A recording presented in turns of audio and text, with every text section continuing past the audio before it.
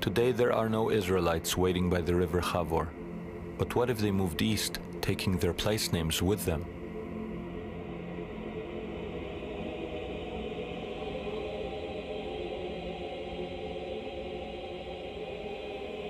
One of the passes between Afghanistan and Pakistan is known to the world as the Khyber Pass.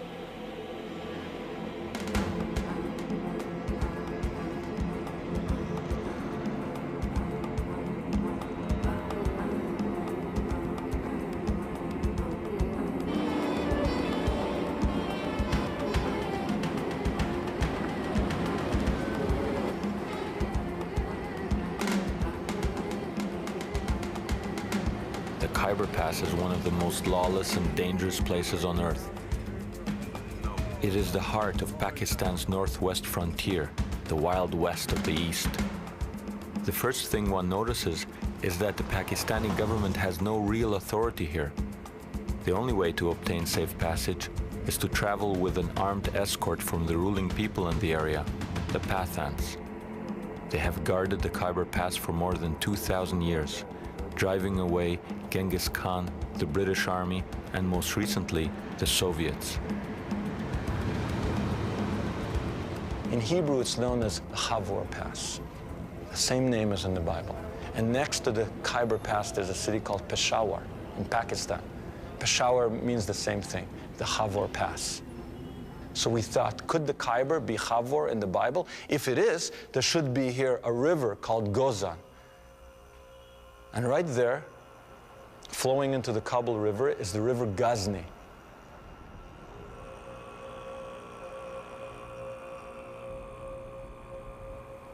If this is Khavor, we thought, there should be somewhere around here the city Hara. And 300 kilometers away, in Afghanistan, there's a city Herat.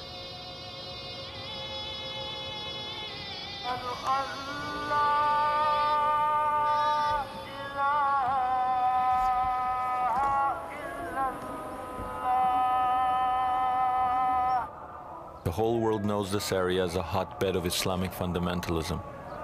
There are 15 million Pathans and not a single Jew among them. But we set out to investigate whether under the Islamic surface lies an Israelite past.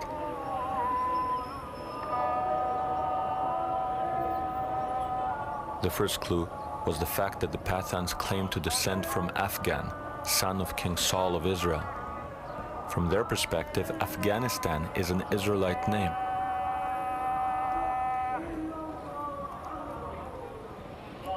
At worship, they seem like any other Muslims. When studying the Quran, however, they rock their bodies in the manner of Jews.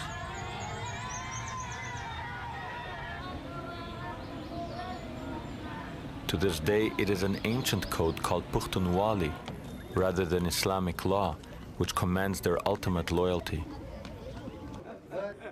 Pukhtuwali, the code of the Pukhtu. And what is this Pukhtuwali? It's basically Old Testament law in a kind of unforgiving way, where you don't have any kind of rabbinical softening of it. Eye for an eye means eye for an eye, literally. Adultery, you're finished. If there is a conflict between your own Pukhtunwali law and Islam, which do the Pathans choose? Our customs are those of the Pukhtun, or Pathan. There are 11 Pathan tribes in the Khyber. We all have the same customs. The main law here is the Islamic Sharia. But we Pathan follow our own specific Pukhtunwali customs. For example, according to Islam, there must be established evidence for the conviction of adultery. You cannot convict anyone without sufficient evidence of fact. But according to Pukhtunwali, if there is even the slightest suspicion of an illegitimate relationship between a man and a woman, both are convicted and killed. The matter is closed, and there is nothing left to discuss. As in the Bible, the Pathans still engage in animal sacrifices for religious purposes. I am of the Musahel, the people of Moses. We make sacrifices of sheep. For example, at a wedding festival, our elders would sacrifice 4 sheep. Today, when times are good, a man can sacrifice 10 sheep. We make these sacrifices to please God and the people too. Also, some people used to light oil lamps on Friday nights to ask for forgiveness and blessings from God. Such are our traditions. We are in a country that is supposedly dominated by Muslims, but not Muslims, just any Muslims, Muslim fundamentalism. And yet we come face to face with people that say we are Musahel. We are from the people of Moses.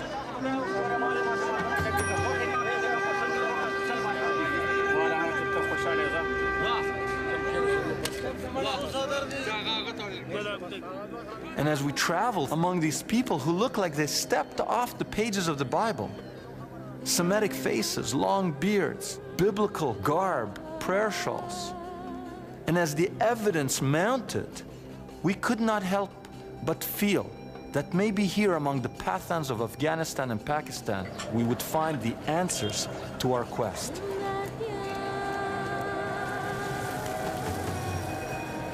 We were astounded to learn that the Pathans adhere to biblical laws that were thought to have disappeared thousands of years ago. As in the Bible, those accused of manslaughter can escape to designated cities of refuge. It is mentioned in our old books that if you kill someone unintentionally, then you can flee to a designated place of refuge. Our books tell us that Moses ordered Joshua to establish cities of refuge and told the people that they should honor them. Today, we educated people think it is backwards to protect a criminal in this way, but the people in those areas of refuge look upon the matter as holy. To protect a fugitive is the sacred job of the elders. They treat him as their guest.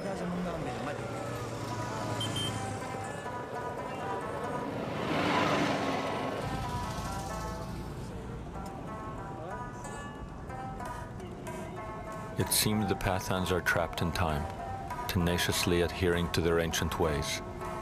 They've literally created a wall between themselves and the outside world. They live in these extended family compounds, their women hidden inside.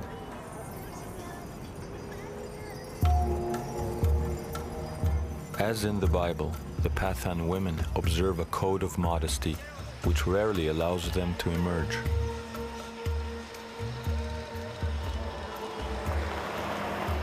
I asked the Pathan, how could you have love songs when you keep your women hidden? It's what, a man singing a song to someone in the kitchen from the other room, the dining room? He said no, he laughed, and he said, all our love songs take place at the wells. The only legitimate place for a woman in modesty to be seen is at the well. And immediately it struck me that every one of the biblical romances happens at a well. Moses meets Zipporah at a well. Right? Jacob meets Rachel and Leah at the well. Rebecca for Isaac is met at the well. It's always at the well.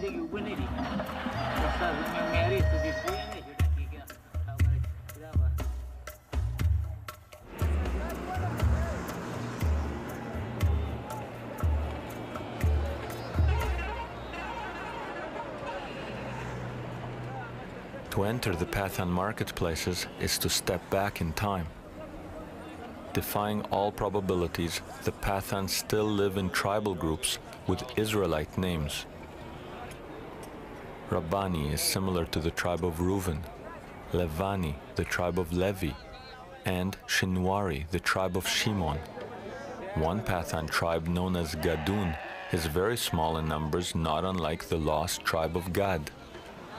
Interestingly, the most numerous tribe among the Pathans is Afridi, and the most numerous tribe in ancient Israel was Ephraim.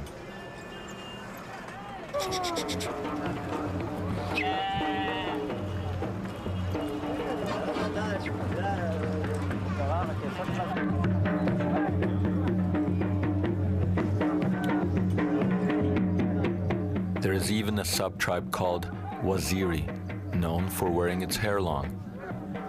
In biblical times, Naziri, such as Samson, also did not cut their hair.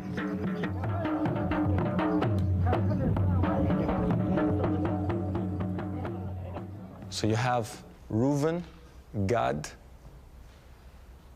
Ephraim, Shimon. 4 more tribes. So we'd actually located 9 of the tribes. Or let me put it differently. We think we located 9 of the tribes. If we haven't located 9 of the tribes, then it's a very strange coincidence going on, that you have all these people with biblical names, with biblical practices, with an Israelite memory, exactly where they should be according to the biblical map. If someone can come up with another explanation, I'm open to it. But I couldn't understand it.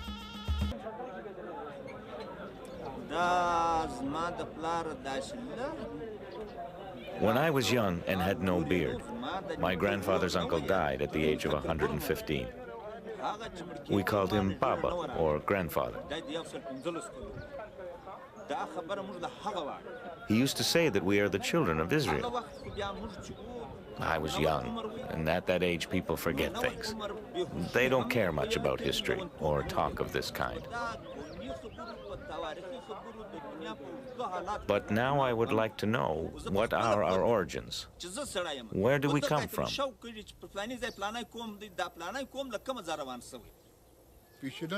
Our grandfathers always told us that we are from the Bani Israel, the children of Israel. They said the Jews are as Pathan as we are. It's clear that a Judaic memory persists, but were there ever people here who openly identified with Judaism? If you look up Harat in the Encyclopedia Judaica, for example, you'll find 1 or 2 paragraphs. If you look up a Western Jewish community, you'll find pages and pages and pages. And when you look up Harat, it says the Jewish community may have been in Harat for somewhere between 1,000 and 2,000 years. They're talking about a community that lived somewhere for at least 1,000 years, and there's a paragraph or 2 on them.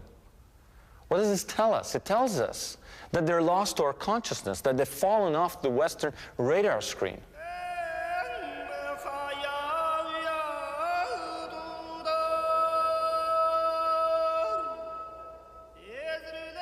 In Harat, we find this cemetery covered with Stars of David and Hebrew script. For at least 1,000 years, it served one of the oldest continuous Jewish communities in the world. The Jews of Harat are no more. The last of them left in the late 1980s following the Soviet invasion.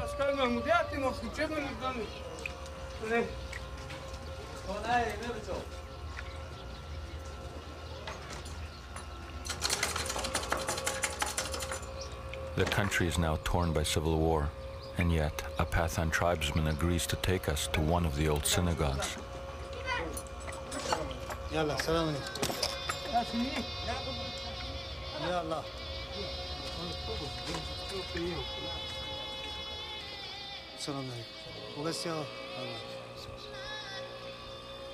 For hundreds of years, people entered this house of prayer through the grand doorways leading into its beautiful sanctuary. Today we enter through an artillery hole blasted by Soviet shells.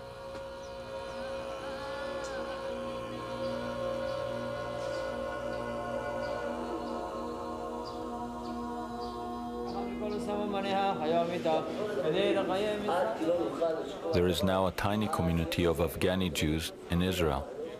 Like the Bukharans, they are largely unknown here. They remember their former Pathan neighbors as not quite Jewish, but perhaps related to them in some way. They were the ones who wore these prayer shawls, 4-cornered garments like we do. And they didn't really know what they were, and they used to be surprised to see us wearing similar things. They would say to us, "You're Jews? How could you be Jews?" They'd be surprised.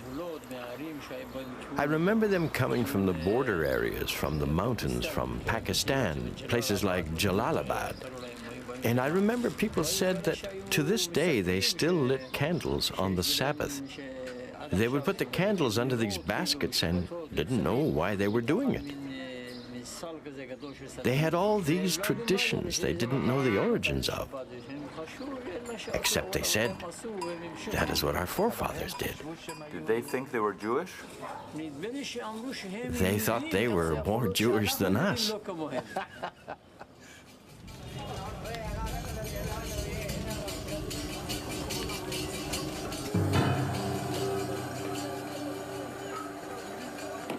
The prophets say that equal numbers of Israelites and Judeans will herald the Messiah. Interestingly, the number of Pathans and Jews in the world is virtually identical. The prophecy also foretells that it is Menashe and Ephraim that will take the lead in the return. In India, we had encountered the Menashe. If we were right, here among the Afridi, we had come face to face with Ephraim. However, before we could accept that the end of days was upon us, we needed more proof. On the road to Armageddon, it now seemed appropriate that our journey take us through a minefield.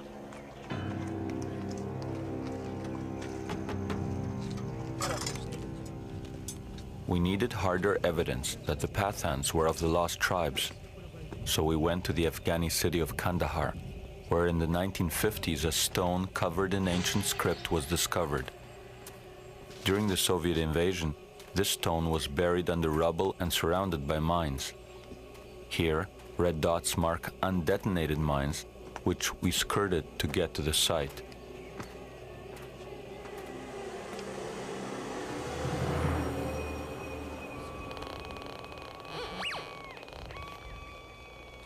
"2,300 years ago, the Buddhist emperor Ashoka put up propaganda pillars throughout his empire. Until the Kandahar discovery, it was thought that these stones were always written in Sanskrit.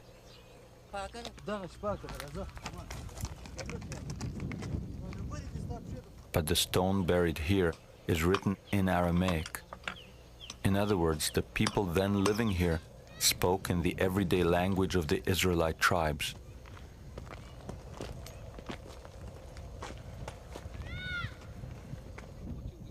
We came here with a local elder in the hope of photographing it. But in its present state, that proved impossible. It's under here. The stone is very big and there is ancient writing all over it. Same hard surface as this one, but no one can get to it now. This is definitely the place. There's no point in looking any further. We did look further. We were tipped off that across the border in Pakistan, there was another stone rarely mentioned by Western scholars. Look at that. There it is, right over there. What is it? What is it? Here, the stone was accessible. To our surprise, we discovered that it too was not written in Sanskrit, but in the Aramaic alphabet. I see all the letters, the Aleph, the Ain, and I'm standing in front of this 2,300-year-old postcard from the lost tribes. And when we pack up our gear and we go, and I'm like in shock, because I didn't expect to find it. I was thinking it's in Kandahar. I didn't know there was another one here. And there's two more in places we didn't go. And one has on it the Hebrew month of Elul. So then this guide comes up to me and they told me, don't say you're Jewish, don't say anything, because people here are very Muslim, they may not take kindly to you. So he says, why were you able to read that? And I feel, I don't want to lie to this guy. And I said, because I'm a Jew. And this person, who's supposed to be my enemy, leans over with tears in his eyes, embraces me, and says, then you are my brother. So maybe it was happening. Maybe the end of time was unfolding. I was standing there and I got goosebumps. I said, wait a minute, is this it? Am I making a film or am I turning into the reporter from Armageddon?